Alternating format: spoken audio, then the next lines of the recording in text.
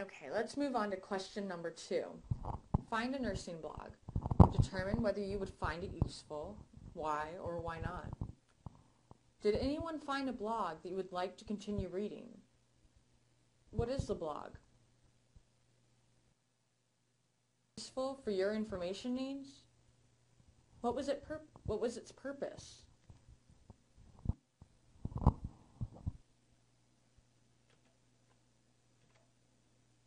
Okay. Let's take a look at a few blogs. The first one we have is Your Nursing Site. Now, who is the intended audience? Let's see, right at the top, it says a nursing site for nurses by nurses. So it's for nurses. Who created the page? Scrolling down, we find an About Me link. Looks like his industry is advertising, not nursing. Page created, and is it updated regularly? Well, it looks like it isn't updated anymore at all. The last post was in 2008. Is this a good blog to rely on for your information needs? Probably not. There are plenty of better ones there. The page says it's created by nurses, but the author's profile says he works in advertising. And of course, the lack of current information is a poor sign as well. How about the next blog? Code Blog, Tales of a Nurse. This one seems a bit fuller. Now, who is the intended audience from this blog? Scrolling through the site, it seems like it may be a website for anyone interested in healthcare. A blog that collects healthcare stories. Who created the page? Well, on the right side of the page, we have the author's bio. And she is an intensive care nurse. When was the page created, and is it updated regularly?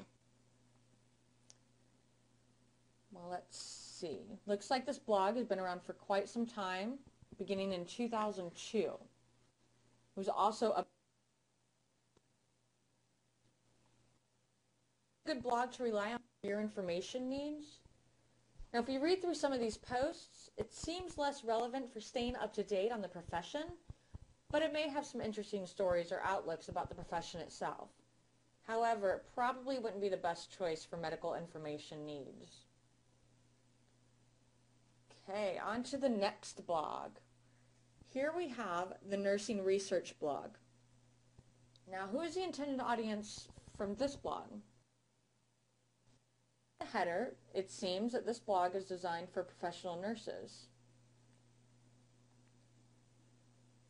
Now, who created the page? Right on the front page, St. Joseph Hospital in Orange, California. And the blog contributors are listed on the right-hand side of the page as well. A number of nurses and a couple of librarians are responsible for the content. And when was the page created, and is it updated regularly? Let's see, this blog has also been around for a while. It began in 2006, and it looks like the most recent post was in the middle of April, quite recent. Interestingly enough, the most recent post is a list of suggested recent journal articles to read. Now, is this a good blog to rely on for your information needs? Blog. This is one of the better blogs we've found so far. The post is professional in nature and based on nursing research. Plus, with our focus on evidence-based practice, it fits right into our needs.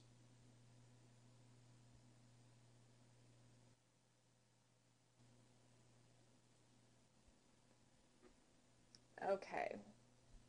And next is AJN, Off the Charts. Now, who is the intended audience for this blog? This is a blog from the publishers of the American Journal of Nursing, so we can probably assume it is written for nurses. When was this page created, and is it updated regularly? It looks like this blog began in 2009 and was most recently updated this week, another good sign of currency. Is this a good blog to rely on for your information needs? This blog doesn't focus on research as much as the last blog we looked at for professional development.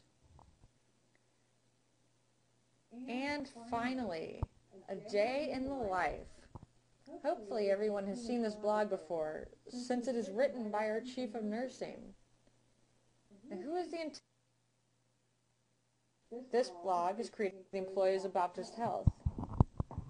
When was the page created, and is it updated regularly? Well, this blog only just began in 2010 and is usually updated every couple of weeks. Is this a good blog to rely on for your information needs? For our internal information needs, absolutely.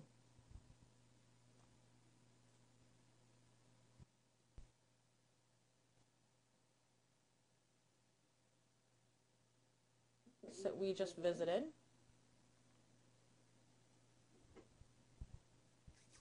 Now the next activity in our scavenger hunt was visit a social software platform you've never visited before. Blog, wiki, Twitter, anything. Find an advantage and disadvantage of your chosen page. Now, who wants to share what they found? Okay, let's discuss the advantages and disadvantages of the sites you visited.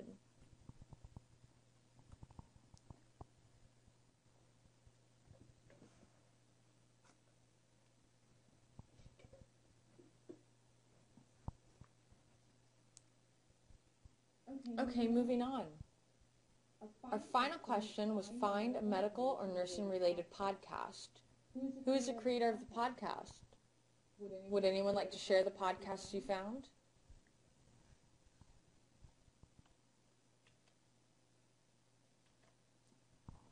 We have a few other podcasts that we can check out together.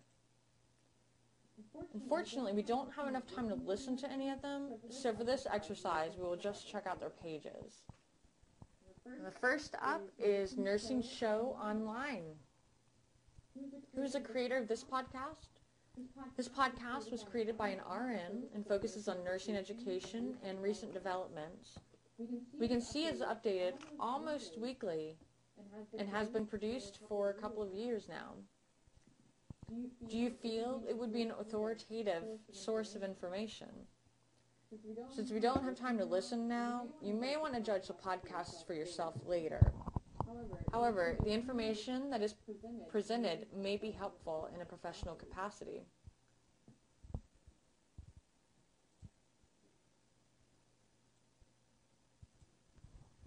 Next up is Emergency Nursing Today. This podcast is also created by a nurse and focuses on emergency nursing developments and may be used for continuing education credits. Right there. Do you feel it would be an authoritative source of information? This could definitely be helpful to those of us working in the emergency department. It may offer new perspectives and research findings for emergency care. Okay. Our next podcast is Nursing Continuing Education by Nurse.com. Who is the creator of this podcast? It seems this podcast is created by a company offering continuing education at a charge. The podcasts seem to only be previews of the courses they offer.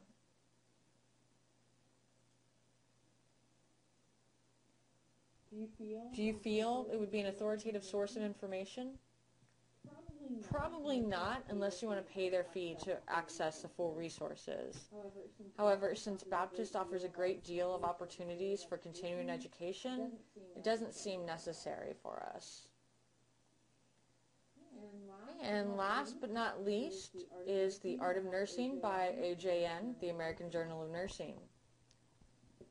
The podcast is produced by the American Journal of Nursing. However, it's not current, and it only has 4 episodes, all from 2009.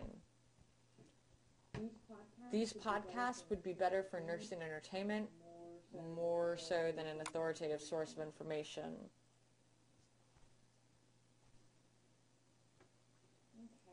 Okay, other factors to consider. This is just a little cartoon to remind us all to be careful what we post on our personal social networks.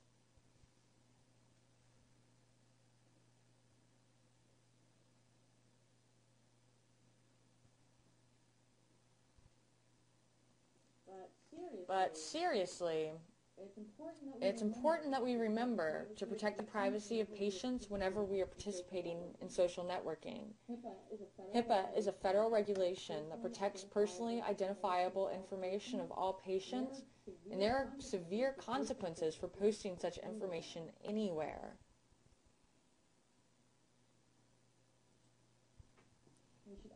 We should all remember to use social media carefully. It's important that we pay attention to all aspects of the information posted on social software and critically evaluate it before we rely on anything. I'd like to thank you all for joining me today, and I hope you were able to learn something new. We have a couple of minutes left, so I will be happy to answer any questions you may have.